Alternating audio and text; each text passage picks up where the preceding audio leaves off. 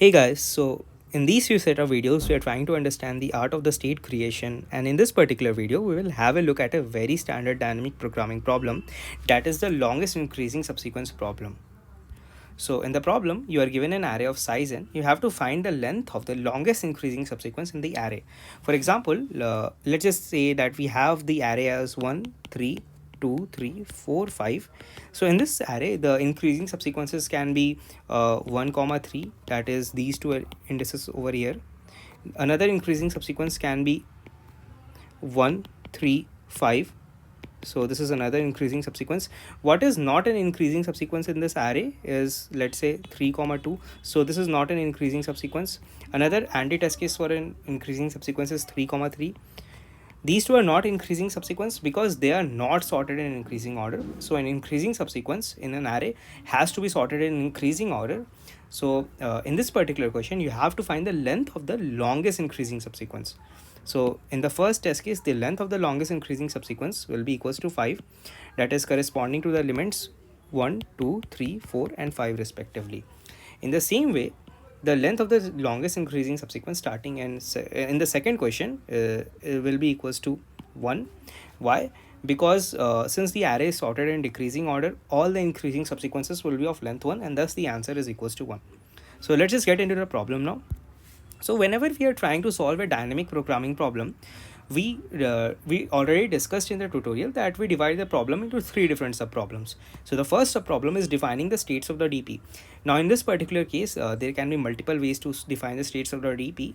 Some might be optimal, some might not be optimal. So let's just have an example from the test case, that is 1, 3, 2, 3, 4, 5. So this is the same array from the test case, and the indices will be 0, 1, 2, 3, 4, 5. So I am going to define dp of I as the length of the longest increasing subsequence starting from index I. So it's the length of the longest increasing subsequence starting from I over here. All right, so let's just understand this definition with the help of an example. So let's just say we want to compute the value of dp of 1 over here. All right, so let's just say we want to compute the value of dp of 1 over here. So dp of 1 in this case will be equals to 3. Why? Because the longest increasing subsequence starting from index 1 is corresponding to index 1, 4 and 5, that is these three elements over here. Since their length is equals to 3, the answer of dp of 1 will be equals to 3. In the same way, dp of 2 will be equals to 4. Why? Because the longest increasing subsequence starting from index 2 is 2, 3, 4 and 5 over here. So this becomes the value of dp of 2. So let's say now that we have the let's say we compute the value of this all of these states somehow.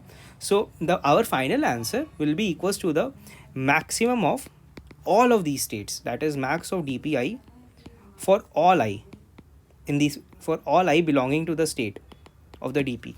So basically, why is this the answer? Because I know that dp of I is equals to the length of the longest increasing subsequence starting from index I. So if I take maximum of all of these states, I will get the length of the longest increasing subsequence starting from any of the indices. So that is actually equal to our final answer. So that's about the definition of the states of the dp. Let's just move on to the second part. So the second part is laying down the recurrence relation. All right, so let's just have the same example as in the previous case, that is 1, 3, 2, 3, 4, 5, and the indices will be 0, 1, 2, 3, 4 and 5 respectively. So we have already defined states of the dp as dp of I equals to the length of the longest increasing subsequence starting from index I. But how do I compute it? So let's just say that I want to compute the value of dp of 1. So first we will compute the value of dp of 1, and then we will generalize it to any index I. All right, so dp of 1, if you notice, it should have at least index 1 as its first element. All right, so it will be having index 1 as its first element.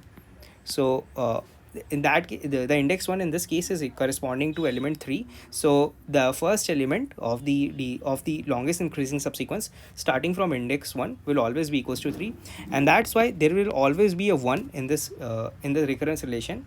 And then now now we have to focus on what can be the next element of this longest increasing subsequence. So all the indices j greater than 1 such that ARR j is greater than 3, that is ARR 1.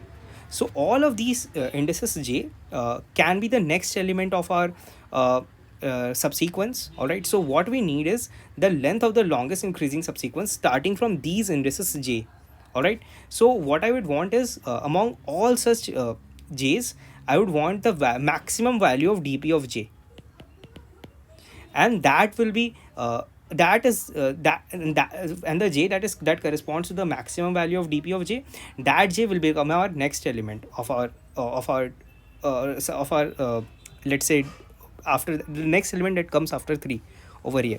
So in this case, if you, let's say you want to compute dp of 1, so the elements that are such that ARR j is greater than 3 and j is greater than 1 will correspond to indices 4 and 5. So I need to take the maximum of these two, maximum of the states of these two. So the answer will be 1 plus max of dp of j, that is in this case it will be 1 plus max of dp of 4 comma dp of 5. So I hope that this recurrence relation was clear. So what we are doing is we are trying out all possible combinations of j's as our next element that should come after 3, and we are taking the maximum of all of them. So that's what our approach is in this case. So that's why the recurrence relation for dp of 1 becomes 1 plus max of dp of 4 comma dp of 5. So how do we generalize this? To generalize this to any index I, what we will do is dp of I is equals to 1 plus max of dp of j for all j such that j is greater than I. So this j you have to find the maximum of dp of j for all j such that j is greater than I and ARR j is greater than ARR I. And the third criteria is that j should be less than n, that is the size of the array. So this is like was an understood case. So anyways, so this is the recurrence relation over here, and I hope that the recurrence relation was crystal clear in this case as well. So now let's just dive into the third sub problem of solving the states of it, of solving the dynamic programming problem. So in the third sub problem, what we have to do is we have to lay down the correct topological order in which we should solve the states of the dp. So to do that, we always should look at the recurrence relation. All right, so if you look at the recurrence relation, all you have to analyze is the index I. What are the state I, what are the states that it will depend upon. So in this case, if you look at the recurrence relation, you will realize that the state I will depend on all the states that are greater than I. All right, so its value can depend on the states that are greater than itself. So just like that, so let's say you want to compute the value of ith state. It just means you should ideally know the value of all the states that are greater than I. So that's why, because of that, the correct topological order in this case it's very simple to understand. It will be n minus 1, n minus 2, n minus 3, and up to 0th state. So this will be our topological ordering of the states. So we will solve the states in this order.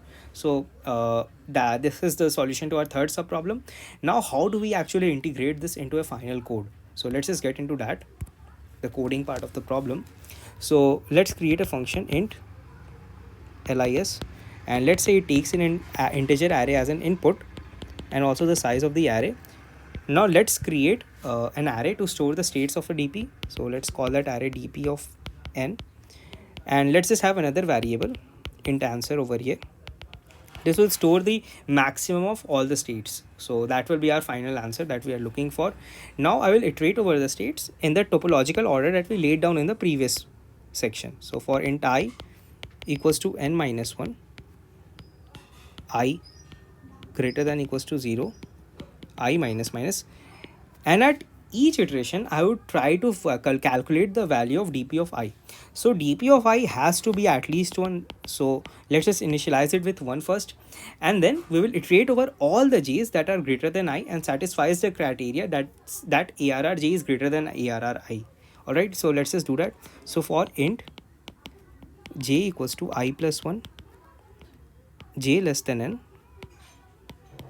and j plus plus, if and only if ARR j is greater than ARR I, I am going to update the value of dp of I as dp of I equals to max of dp of I comma 1 plus dp of j. So this will be my recurrence relation over here. So at the end of this loop, second loop over here, we will know the value of ith state of dp. So all we need to do is update the answer as answer equals to max of answer comma dp of I. And at the end of this entire iteration, we can return the value of answer, and that will be our final answer that we are looking for. All right, so that's how we code longest increasing subsequence problem. Use this is a tabulative version of the code. So in the coming videos, we'll also see how we can memorize this exact same thing. All right, so the time complexity in this case is equals to O of n square. Why? Because whenever you want to compute the time complexity of a DP problem, just look at two things: the number of states in total, the number of states in total, and in this case the number of states is equals to n, and the second thing is the time taken to compute each state. So you have to take summation of all of these times over here. All right, so in this case, if you notice, time taken to compute each state is O of n on an average, because you iterate over all the j's from I plus 1 to n. So in this case, the time complexity becomes O of n square. The space complexity, on the other hand, is equals to O of n, because we are taking only O of n extra space, that is the size of this dp, let's say the size of this dp array over here to come to store the states of the value. So this adds up in our space complexity, and our total space complexity becomes O of n. So that's all for this video, guys, and I hope to see you guys in the next video, and we will discuss a lot more interesting problems on dynamic programming.